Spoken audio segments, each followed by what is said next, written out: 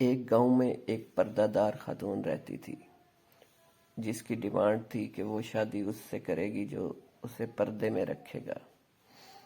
ایک نوجوان اس شرط پر نکاح کے لیے رضامند ہو جاتا ہے۔ دونوں کی شادی ہو جاتی ہے۔ وقت گزرتا رہتا ہے کہ یہاں تک ایک بیٹا ہو جاتا ہے۔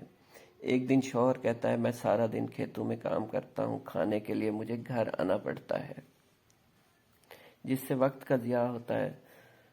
ایسے کرو تم مجھے کھانا کھیتوں میں پہنچا دیا کرو۔ بیوی راضی ہو جاتی ہے۔ وقت گزرتے گزرتے ایک اور بیٹا ہو جاتا ہے جس پر شوہر کہتا ہے، اب گزارا مشکل ہے، تم میرے ساتھ کھیتوں میں ہاتھ بٹایا کرو۔ یوں وہ باپردگی سے نیم پردگی تک پہنچ گئی اور تیسرے بیٹے کی پیدائش پر اس کا شوہر مکمل بے پردگی تک لے آیا۔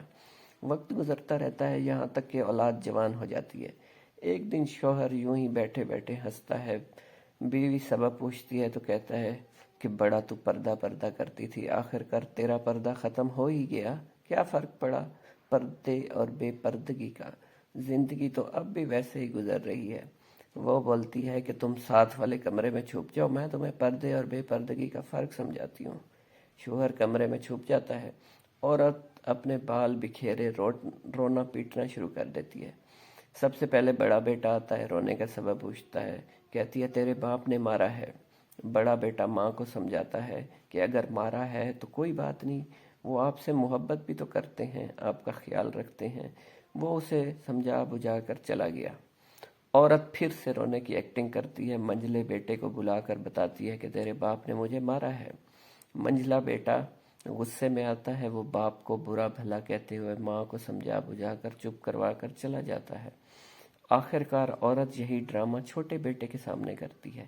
چھوٹا بیٹا تو غصے سے آگ بگولا ہو جاتا ہے اور زور زور سے گالیاں بکتے ہوئے ڈنڈا اٹھاتا ہے اور کہتا ہے کہ ابھی باپ کی خبر لیتا ہوں۔ پھر عورت شوہر کو بلا کر بولتی ہے کہ پہلا میرے پردے کے وقت پیدا ہوا تو اس نے تیرا بھی پردہ رکھا، دوسرا نیم پردے کے زمانے میں پیدا ہوا تو تیری آدھی لاج رکھ لی، جبکہ تیسرا جو مکمل بے پردگی کے زمانے میں پیدا ہوا تو وہ مکمل طور پر تیرا عزت کا پردہ اتارنے لگ گیا ہے۔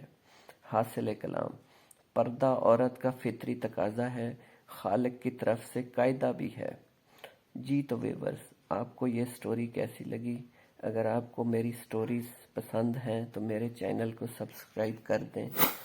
بہت شکریہ۔